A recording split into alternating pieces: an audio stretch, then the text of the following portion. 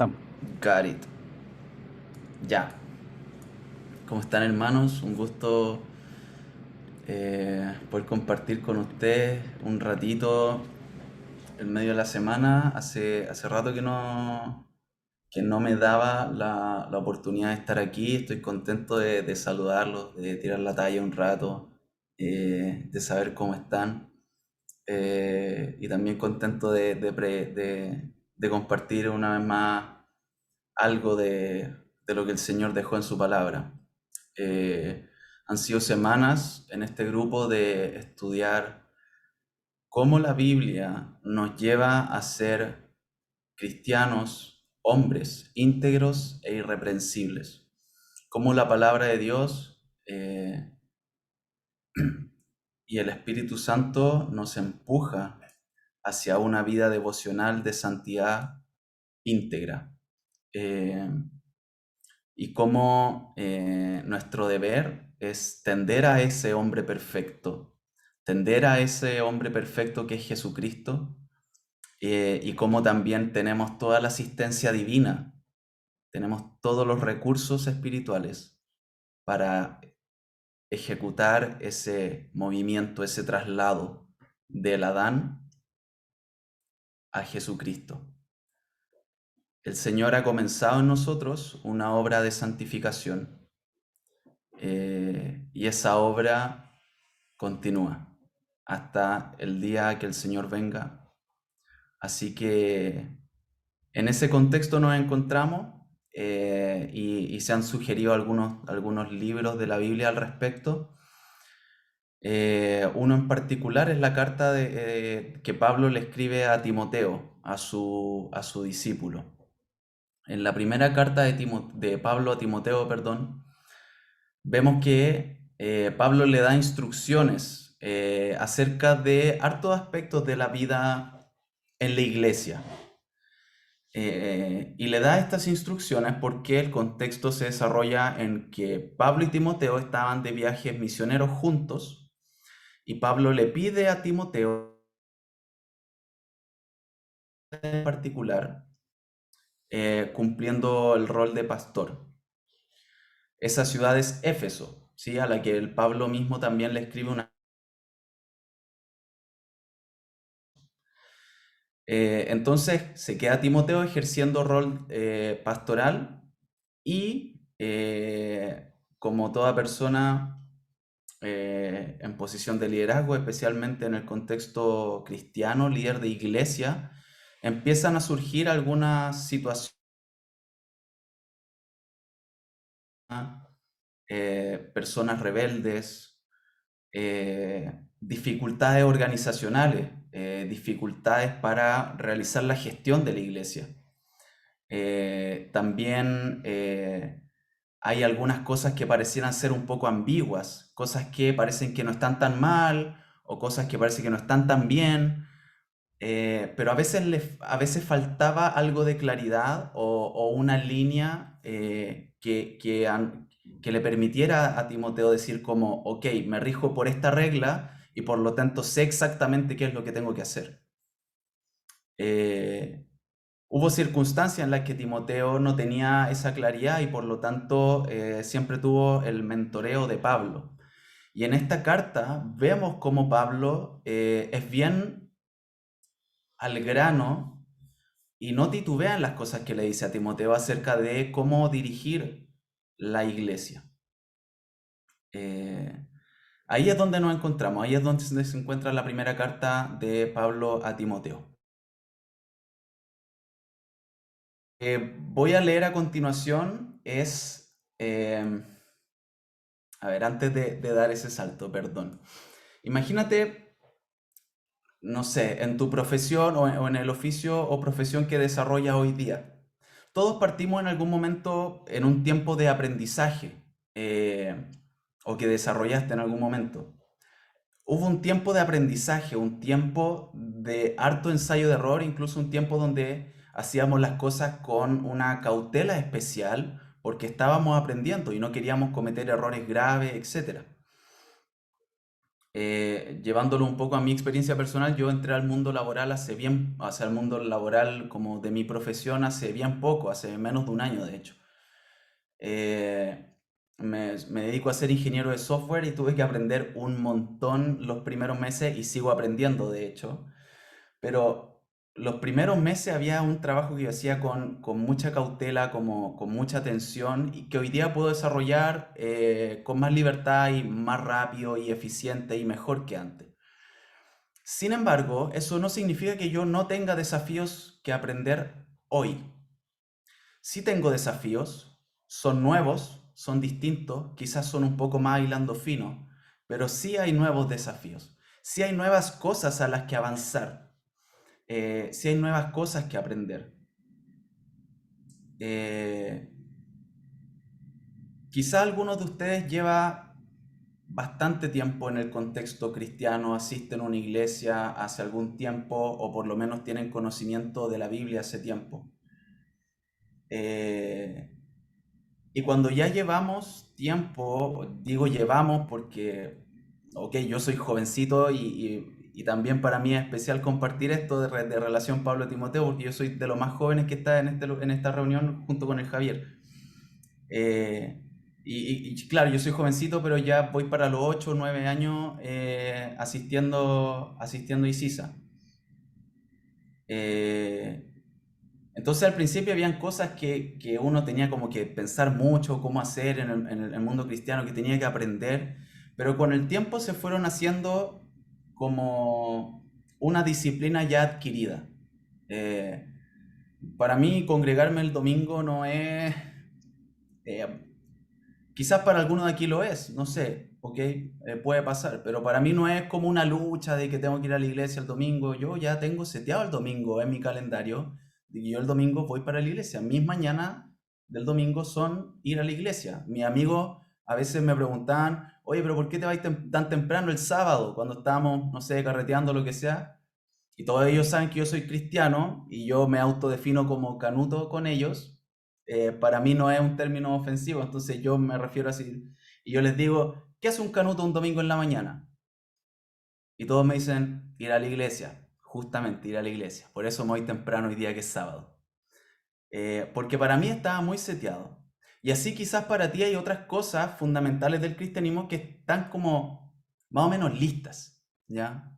Están listas, ya las sabes. Sabes que tienes que ofrendar, sabes que tienes que diezmar, sabes que tienes que ir a la iglesia, sabes que tienes que ser, no sé, no iracundo, que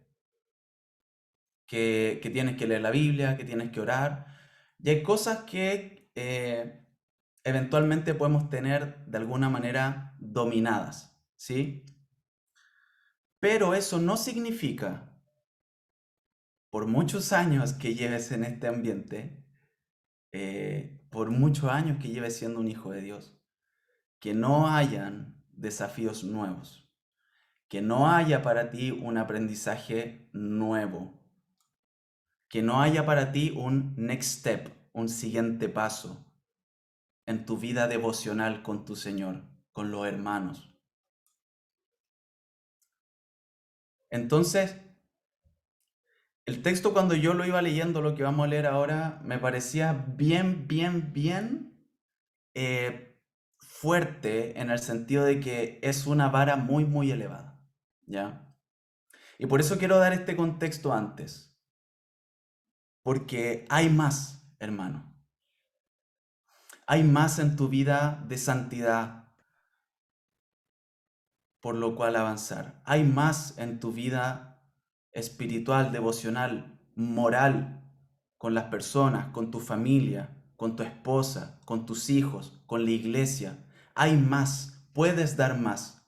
Y la Biblia siempre nos muestra que podemos dar más.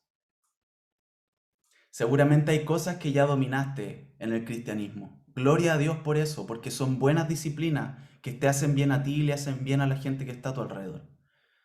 Sin embargo, la palabra el día de hoy quiere animarnos a que hay más integridad, hay más disciplina, hay más vía devocional, hay más que pulir en tu carácter. y hacia allá es hacia donde el Señor quiere que nos movamos. Amén. La palabra dice en 1 Timoteo capítulo 3, desde el verso 1 en adelante, dice lo siguiente. Capítulo 3, desde el verso 1 en adelante. Palabra fiel.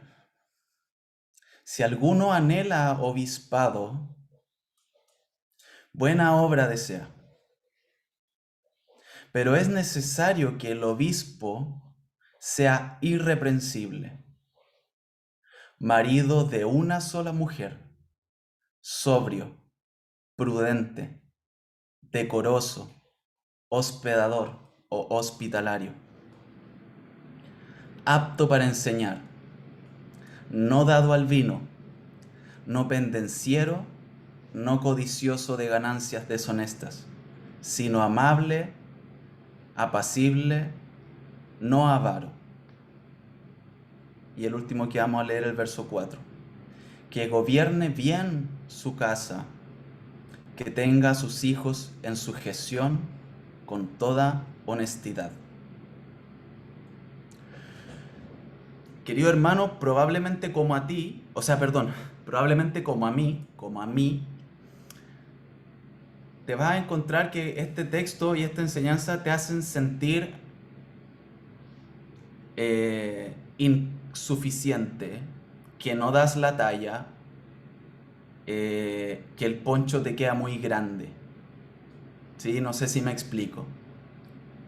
Y está bien, no es un motivo para desanimarte, sino que es un motivo con el cual Dios te dice hoy día, aún hay un espacio con el que puedes crecer. Toma las oportunidades que hoy te entrega la palabra del Señor y desafíate a tener una vida más íntegra, más disciplinada y de mayor devoción con tu Señor.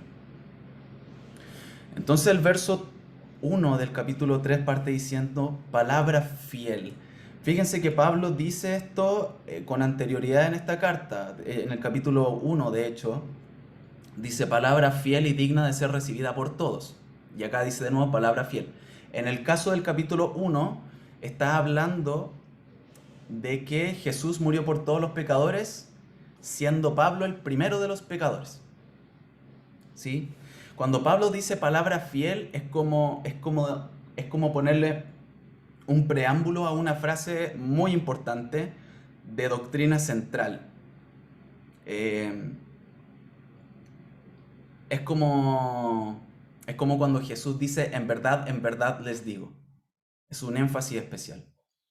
Palabra fiel. Si alguno anhela obispado, buena obra desea.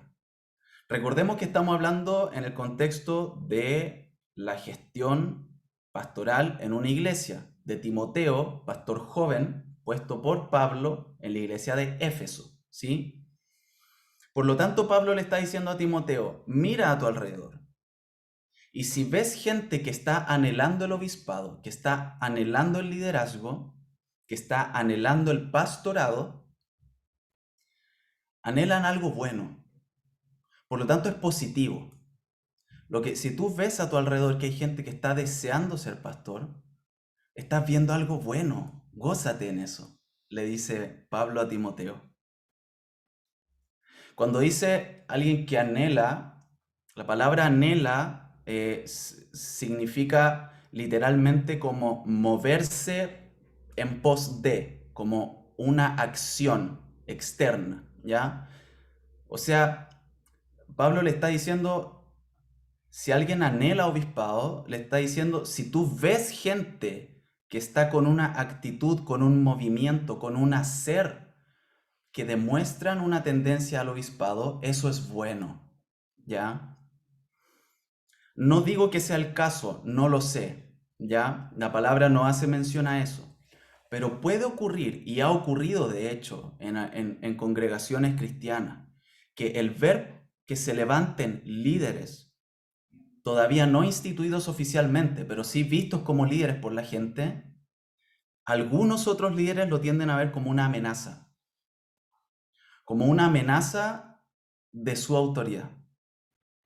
Porque En el contexto romano habían dos tipos de autoridad. Estaba potesta y estaba autoritas. Potesta es la autoridad que se le daba por tener un rol particular, que era el rol de autoridad, como por ejemplo ser gobernador. Tenía potestas. Sin embargo, el autoritas se refiere a la autoridad moral, a la autoridad que se le da porque la gente ve en él o en ella una persona íntegra a la cual seguir. Eso es autoritas. Entonces, los liderazgos nuevos parten como autoritas. No deberían partir como potestas. No debería ser simplemente una persona que llegó al cargo sin haber demostrado antes esto, que anhela obispado. Demostrar que anhelas obispado es una forma de autoritas, de integridad. Y eso es bueno. No debemos verlo como este que es patero con el pastor o que siempre le gusta estar ahí con la guitarrita al frente en la alabanza y que todos lo vean, o, o qué sé yo, que le gusta que lo escuchen o que lo aplaudan. Es algo bueno el anhelar obispado. Sin embargo, no basta con eso. Eso es una señal, pero no es algo que te determine para tomar la decisión de si esa persona debería tener un rol de obispado o no. Dice, pero es necesario que el obispo sea irreprensible. Es necesario que el obispo sea irreprensible. La palabra aquí dice es necesario, está perfectamente traducida. Es realmente una necesidad, un imperativo. Es, incluso podría entenderse en algunos contextos como menos fuertes, como deseable. ¿Cachai? Como cuando uno postula un trabajo y dice como cualidad deseable, ¿cachai? Pero no excluyente, pero deseable. Ya, pero este no es el caso. Dice necesario. Se requiere que el obispo sea irreprensible. Y cuando dice irreprensible, se refiere a que el obispo no debiese poder ser acusado. No debiese poder ser acusado. En un contexto judicial, se refiere así explícitamente. No debiese tener cosas de la cual la gente a su alrededor podría decir como, hey, espérate, aquí no ejerciste justicia. Y aquí encontramos la primera cosa en la que probablemente todos coincidimos en que no damos la talla. Yo creo que, por lo menos hablando por mí, yo tengo cosas de las cuales se me podría acusar. Indisciplina, flojera, eh, qué sé yo, eh, no cuidar la lengua, hablar mucho, no sé, por decir alguna. Eh, por eso les digo que esto es un desafío para mirar más allá. Que sea irreprensible, marido de una sola mujer, sobrio, prudente, decoroso, hospitalario y apto para enseñar. Dice marido de una sola mujer, sin embargo nosotros sabemos por las mismas palabras de Jesucristo, que aquí Pablo no se debe estar refiriendo a la monogamia explícitamente, porque la monogamia ya era algo normal en el contexto judío, incluso en el contexto romano. Era normal la monogamia. Entonces, ¿para qué Pablo va a decir como, oye, recuerden que tienen que ser monógamos, si ya estaba en la cultura ser monógamo?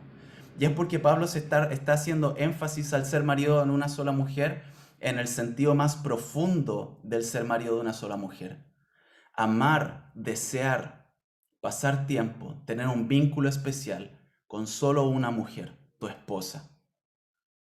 Y así Pablo deja afuera el adulterio del corazón, deja afuera también tener amistades muy profundas con otras mujeres que no sean tu esposa. Eh, Y por cierto que deja fuera también los pecados de inmoralidad sexual, de porneia, como es el término griego. Luego dice sobrio. em, aquí no se refiere primero al término de tomar poco o a beber poco. Eso está más adelante, ya sí está, pero está más adelante. Sobrio se refiere a una persona que tiene límites, ¿ya? Que no se deja llevar fácilmente por los vicios o por alguna tendencia. Por ejemplo, el fútbol, qué mejor ejemplo. Yo tenía algunos en mis perdones que yo no soy tan futbolero, pero a mí me gusta harto Marvel, me gusta harto Star Wars, me gustan harto los videojuegos. Esas cosas son más con las que yo tengo que poner límites. No tanto el fútbol, pero quizá alguien aquí al fútbol. De hecho, Jorgito siempre cuenta su testimonio de que él era fanático del Bulla, grande el Bulla. Y él dice, hoy día mira eso y eso era adoración, o sea, ir a un estadio era un culto de adoración a un equipo de fútbol, a un ídolo, que no es Jesús y por lo tanto es el enemigo, el diablo. Y cuando habla de sobriedad dice, ok, men, puede gustarte el fútbol, pero tienes que tener límites. Puede gustarte tomar una cervecita, un vinito, puede gustarte jugar videojuegos, tener PlayStation, pero tienes que tener sobriedad. El que anhela obispado y tiende a ese salto de madurez debe ser irreprensible y por lo tanto debe ser sobrio con todas estas cosas. Después dice tiene que ser prudente. Y la prudencia dice relación con la capacidad para no tomar decisiones anticipadas que puedan resultar mal, eh, a meditar bien antes de hacer. La prudencia no necesariamente tiene que ver con una persona eh, que hace poco o que dice poco o que se mueve poco, como con una persona quietecita, no. Una persona prudente es una persona que lo que hace, lo hace bien premeditadamente, con prudencia, con prudencia. Y el varón que anhela obispado debe ser irreprensible y debe ser prudente. ¿Por qué? Porque cuando se está en cargo de autoridad, eh, por ejemplo, yo que soy esposo, tengo cierto cargo de autoridad por el hecho de ser esposo, tengo que ser prudente con las decisiones que tomo en mi familia. Si que tengo cierto ahorro y con mi esposa queremos invertir y yo le digo, ya gastémonos todo en bitcoins y vamos a comprar bitcoins y las bitcoins hoy día valen 10 millones de pesos, pero mañana puede explotar la burbujita y cada bitcoin valer un peso. Eso es ser imprudente. Y es importantísimo y de hecho es necesario, como dice la misma palabra, que los obispos sean prudentes, que mediten bien las decisiones que toman, que sopesen a la luz de la sabiduría de la escritura, a la luz del buen juicio que te da pedir varios consejos, como lo dice Proverbios. En la multitud de consejos se da la victoria para la guerra. No dice que hay sabiduría, dice que sea victoria para la guerra.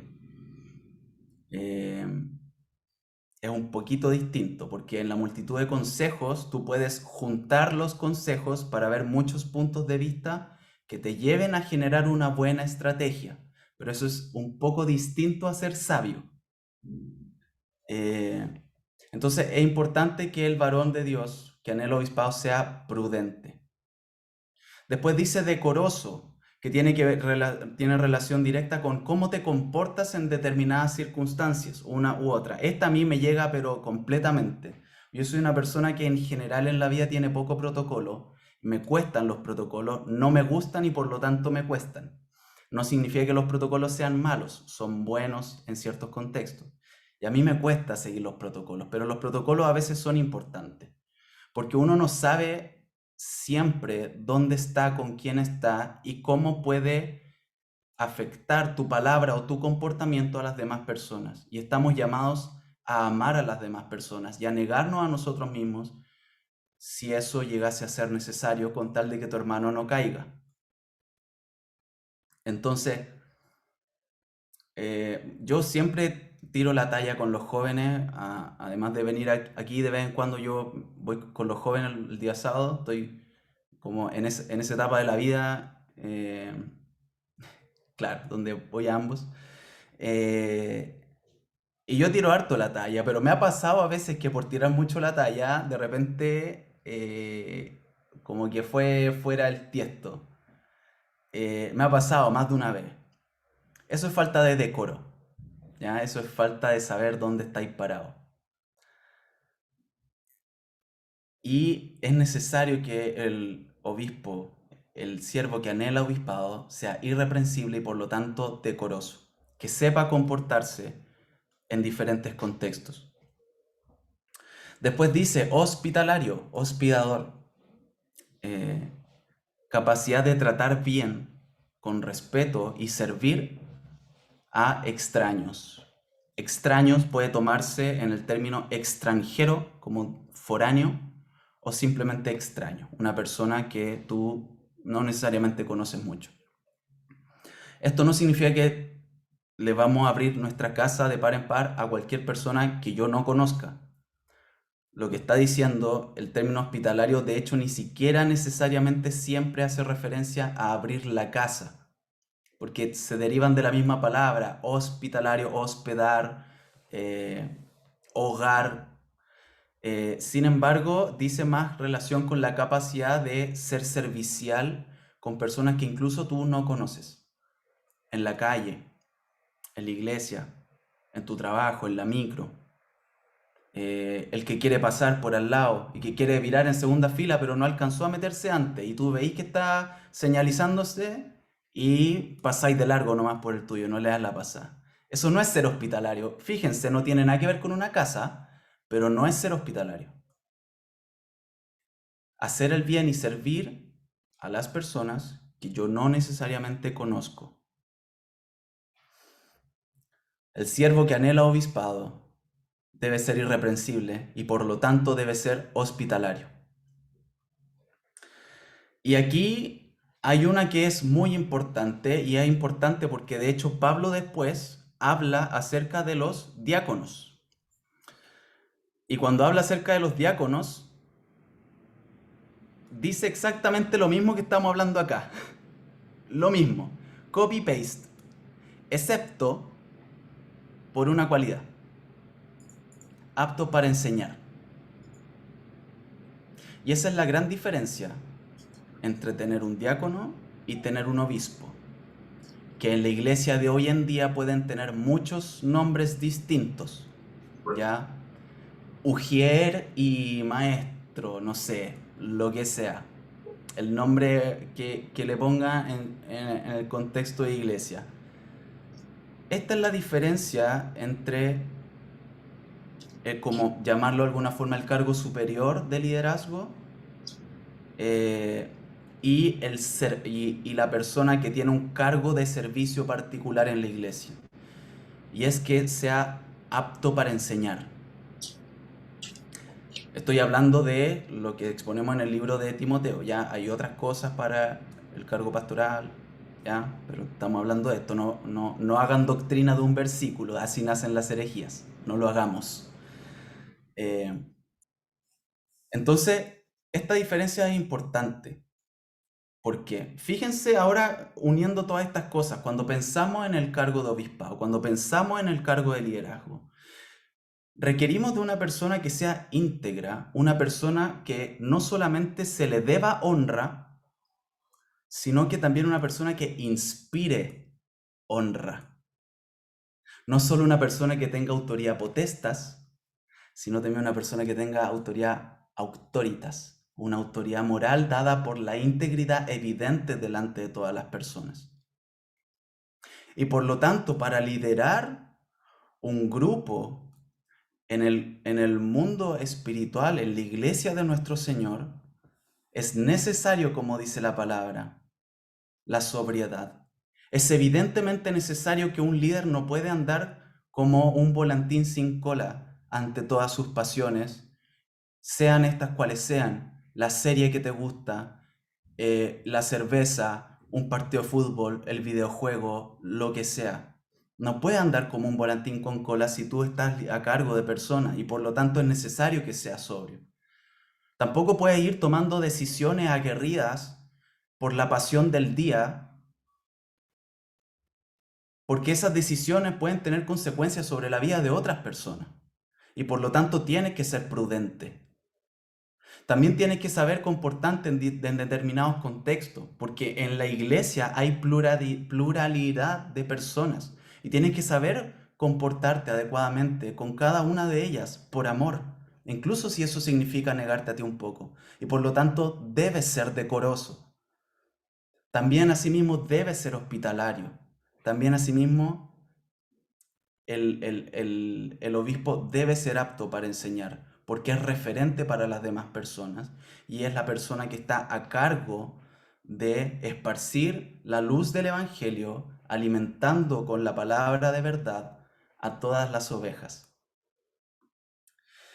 Hay muchísimo más que hablar al respecto. Fíjense que después dice, empieza a decir cosas que son como más duras y que de hecho son las que llevan a veces a escándalos dentro del contexto de iglesia. Dice, no dado al vino, no pendenciero, o sea, no peleador, no codicioso de ganancias deshonestas, amable, apacible, no avaro. Si se fijan, son cosas que podrían gatillar escándalos en la iglesia y que cuando ocurren uno dice como, ah, ya, ¿para qué? Si son todo igual. No, no, en la palabra está cómo debe ser gobernada la iglesia, en la palabra está cómo debe ser el carácter de un hombre íntegro. Y por lo tanto, cuando ocurren estas cosas, no podemos ir a decir como, ah, si, ¿para qué leer la Biblia? Si, no nos podemos tirar contra Dios y contra la Escritura cuando ocurren cosas. Porque la palabra es clara, la palabra lo advirtió. Y si ocurren estos sucesos escandalosos, errores doctrinales, eh, qué sé yo, borracheras, peleas, codicias de ganancias deshonestas, no debemos primero culpar a Dios, mucho menos tampoco a su palabra. Y sin embargo, aquí la palabra nos da también un abrigo. Porque como no voy a seguir con lo otros que dice para terminar, quiero terminar con esta parte que mencioné hace muy poquito del capítulo 1 cuando dice palabra fiel, la primera vez que dice palabra fiel en este libro. Eh, Como dije en el principio, tú no das la talla, yo tampoco, pero debemos tender y esforzarnos día a día en la gracia del Señor por dar la talla, aunque no la demos nunca, pero debemos esforzarnos día a día por dar la talla, por sí cumplir con estas cosas, por sí ser íntegros e irreprensibles. Pero fíjate que Pablo también da esperanza a ti y a mí que no damos la talla. Dice en el capítulo 1 de este mismo libro, en el verso 15 dice, palabra fiel y digna de ser recibida por todos, ¿cierto? Lo que les decía yo, esto es importante, está diciendo Pablo. Que Cristo Jesús vino al mundo para salvar a los pecadores, de los cuales yo soy el primero, dice Pablo, el que está poniendo estas reglas, ¿sí? O sea, es el Espíritu Santo el que pone estas reglas, pero en la manito de Pablo. Pero por esto fui recibido a misericordia, para que Jesucristo mostrase en mí, el primero, toda su clemencia, para ejemplo de los que habrían de venir, de los que habrían de creer en Él para vida eterna. O sea, Pablo acá está diciendo, Palabra fiel, esto es importante. Cristo vino para salvar a los pecadores, no a cualesquiera, no vino para salvar a los justos, porque los justos no necesitan un Salvador. Vino por los pecadores. Y Pablo dice, yo soy el primero de ellos. Yo soy el más pecador. De hecho, arriba dice, yo habiendo sido antes blasfemo, perseguidor de la iglesia, él expone su pecado. Él no dice como, bueno, somos todos malos, todos tenemos errores. No, él no se va en la generalidad, porque la generalidad te da la oportunidad de escudarte. Él no se va en la generalidad. Él dice, yo perseguí a la iglesia, yo fui blasfemo. Sin embargo, dice también, aún así el Señor vino para buscar a los pecadores, de los cuales yo soy el primero. Y yo siendo así de horrible, el Señor vino conmigo primero y después a todos los demás gentiles. ¿Por qué? Porque les quería mostrar a los gentiles que si su gracia pudo conmigo, entonces va a poder también con ellos. Está aquí, no lo estoy inventando. Por esto fui recibido a misericordia, para que Jesucristo mostrase en mí el primero toda su clemencia, para ejemplo de los que habrían de creer en él para vida eterna. El Señor fue lleno de gracia con Pablo, una persona asesina, perseguidora, blasfema, religiosa. Y de esa forma el Señor te demuestra que también va a tener gracia contigo. Por lo tanto, hermanos, tendamos a estos parámetros irreprensibles. No bajemos la talla, ¿ya? No bajemos la talla. La palabra es la palabra y a eso tenemos que apuntar. Sin embargo, hubo gracia para Pablo y también hay gracia para ti. Hay gracia para mí. Seguimos avanzando. Hay desafíos. Hay mucho por lo que crecer. ¿Estás siendo hospitalario? ¿Estás siendo prudente en las decisiones que estás tomando? Sea cual sea el contexto en el que estés a cargo, ¿estás siendo prudente? ¿Estás siendo irreprensible? ¿Estás siendo sabio? ¿Estás siguiendo el ejemplo que Pablo escribe aquí? Muy probablemente no, porque es una vara bien elevada. Si no lo estás haciendo, esfuérzate en la gracia, pero en la gracia, porque hay gracia. Hubo gracia para Pablo y también hay gracia para ti, para que puedas desafiarte día a día a ser más como Cristo. Y como decíamos en un principio, tenemos toda la asistencia espiritual, tenemos todos los recursos de la piedad que se requieren para que esto sea como tal, para que avancemos hacia la imagen de aquel que es perfecto, nuestro Señor Jesucristo. Amén. Oremos un minutito.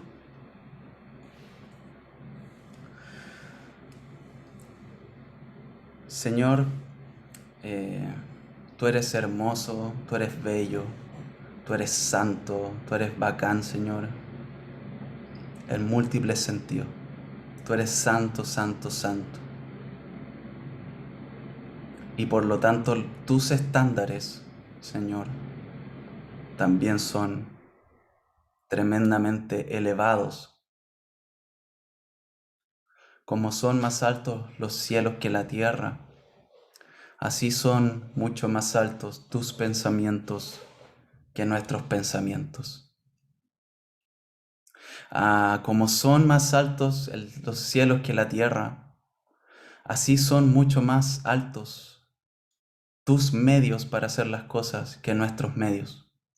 Son mucho más elevados tu forma de operar que nuestra forma de operar, Señor. Pero en tu gracia y misericordia nos has dejado instrucciones, Señor. Nos has dejado límites. Nos has dejado tu palabra, Señor, para poder saber cómo ser guiados aquí en la tierra. Gracias por las instrucciones que Pablo le dejó a Timoteo, porque se pueden aplicar a cualquier iglesia, Señor, porque se pueden aplicar a cualquier siervo que anhela obispado, porque se pueden aplicar también a cualquier hijo tuyo que quiere avanzar en su madurez espiritual. Señor Todopoderoso, Ten misericordia de nosotros, Señor, porque vemos estos dichos maravillosos y nos damos cuenta que no somos quienes deberíamos ser. No nos comportamos como deberíamos. No invertimos nuestro tiempo como deberíamos, Señor. Otórganos la gracia de Jesucristo, Señor, para avanzar en el crecimiento espiritual, hacia los nuevos desafíos, hacia la nueva madurez, hacia las nuevas etapas, Señor, de madurez espiritual que tienes para cada uno de nosotros. Queremos crecer, Señor. Te lo hemos dicho, te lo han dicho, Señor, mi hermano, en oración. Hazme más disciplinado, ayúdame a crecer, enséñame más de tu palabra. Y tú le estás respondiendo, Señor, el día de hoy. Es un estándar elevado, Señor, pero te damos gracias, Señor, porque se distingue, Señor, con tanta pureza, grandeza y gloria, Señor, de los estándares que hay en el mundo. Porque para el mundo quizás ya somos suficientemente buenos, pero no estamos para cumplir los estándares del mundo. Estamos para cumplir los estándares de tu palabra. Y te damos gracias, Señor, porque toda esa brecha que queda entre quienes somos hoy día y quienes debemos ser, todo ese espacio grande que todavía no podemos llenar, lo llena Cristo con su gracia. Gracias porque tuviste gracia con Pablo, tuviste compasión de Pablo, tuviste misericordia de Pablo, le revelaste el Evangelio, lo perdonaste y lo hiciste para mostrarnos que también hay gracia para nosotros. Hay gracia para el Allen, hay gracia para Jorge, hay gracia para Mauricio, hay gracia para el Panchito. Siervos tuyos, Señor, que queremos crecer más en ti, Señor. Hay gracia para nosotros y por la misma gracia, Señor, nos impulsa a cada día ser más semejante a Cristo. Gracias por la obra de santificación que comenzaste un día y que no ha frenado, Señor. A pesar de lo que el diablo nos quiere hacer creer, tu obra santificadora no ha frenado, Señor. Sigue avanzando y lo hará hasta el día de Jesucristo. Gracias, Señor. En tu nombre oramos. Amén.